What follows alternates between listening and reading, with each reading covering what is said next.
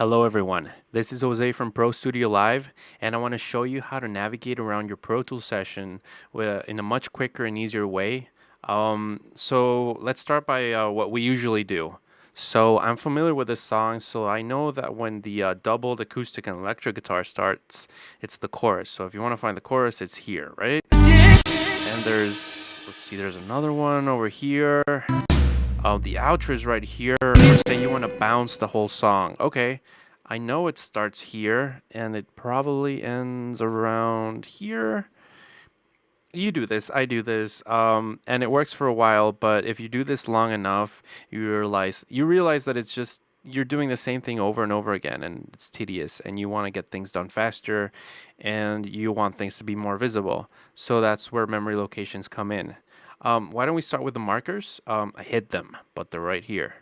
Then I made some of these. So like I said, if I want to bounce the song, I just click start, hold shift, click end, and my selection's right there. I want to bounce this to disk, send it to somebody, I can. It's that simple. I want to listen to the chorus, and I want to loop it. And I want to solo the drums and just listen to that. It makes it so much faster than to just have to like zoom in and find the beginning of the chorus and find the end. You know what I mean. So how do you make one of these? It's really simple. You can just press enter on the numeric keypad, or you can press the plus sign right here, and they'll bring you to the same window. Now, enter on the numeric keypad will not be the same as return next to the letters. That's going to bring you to the beginning of the session, and that's not what we're trying to do. I think that if you have the smaller keyboard and it has the little function button, and you hold function and press return, it should give it to you, but I don't have one right now, so I can't test that. So let me know if that works. So we're going to do one for the verse. The verse starts here. And I'm going to start it on the beat. I know his voice starts a little before. I don't care. That's where I like it. So verse. I deleted these. I'm going to get to these. But for now, I just want you to see how you make a marker and name it. Press OK. And it's right there. And it's just like the rest of them. You click on them and you can click from here to here and listen to that. But you can add more functions and you can even edit these. So I like to be able to work on each section and look at it well. So if I select this whole chunk of guitar and I go ahead and zoom in on it. So this is really cool. If you hold option and press F, it makes your selection fit into the window really nicely.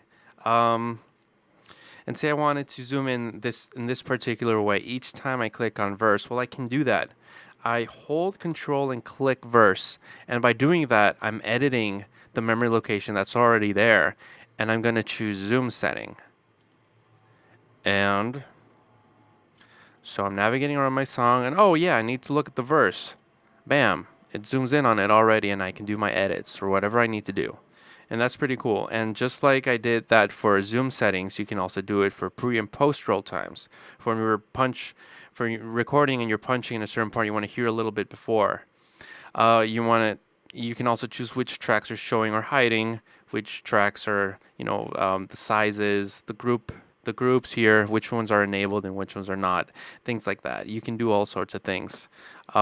So let's move on from markers to making selections. So I mentioned how I can click start, hold shift, click end, and I can bounce. And that's pretty fast. But if I want to go faster, I totally can, because I can press enter and save this as start to end, because I'm going to use this a whole lot. I'm going to be doing a lot of revisions on this mix. So instead of clicking marker, I click selection. And yeah, I'll leave the zoom settings because this is kind of nice, Now, I already did this, so I'm not going to save it. But it's already somewhere. Like, where did it go? Because you have your markers here, but you don't have all your memory locations. So you need to access the window. Where's the window? Well, you go to window. And you go to memory locations. And it gives you a suggestion here. This is a shortcut. I like shortcuts. Command 5. And this is it. This is the memory location window. And here's all the ones I've saved so far. And okay, so I was talking about start to end. It's right here. I click on it and it gives me that. And here you can also see what options are being saved. So in this case, it's just a selection and the zoom setting is being triggered. And that's it. Start to end. So that's right there. So I could be doing anything, and if I want to print it, just click. That is essentially what a selection is, but you can take it even further. For example, these are selections as well. This is my everything selection, and it does select it from beginning to end, but it shows all the tracks. Even if I'm not using them, they're still all there so I can see them. Sometimes you just want to see everything. You just want to get rid of stuff, or I don't know. But like my almost everything only has the things that I'm actually using. So everything I need for mixing is right here. Everything I need for arranging and recording is right here.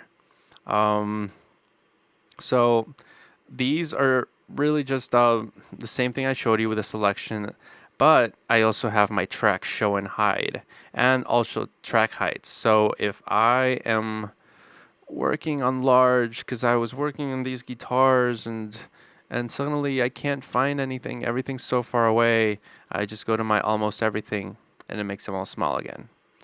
It's pretty cool. And to edit these, I think I mentioned how to edit them here, but it's the same thing. You control click. By holding control, it pulls out this pencil guy, and you click it.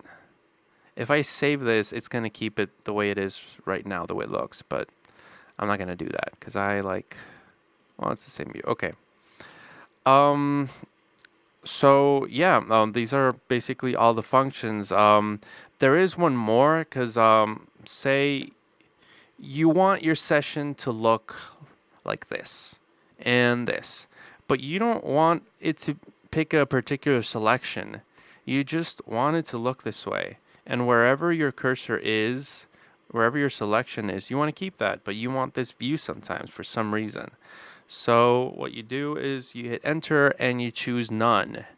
It's still saving it as a marker, and you can choose the zoom settings, the track show and hide, track heights, because I like them small for some reason.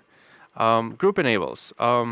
Maybe I don't want these enabled all the time, so I could go ahead and disable them, and when I click this, it's going to disable the groups each time I click on this selection that I'm doing, and I could call this Y, because why would I use this? I did one already here. Yeah, so you're almost everything view, and you click Y, and it takes you there. I don't know why, but if you want that, you can do it. So you can see how all these tools can make you just navigate everywhere. It's going to make you look like you know what you're doing, but you actually will be knowing what you're doing.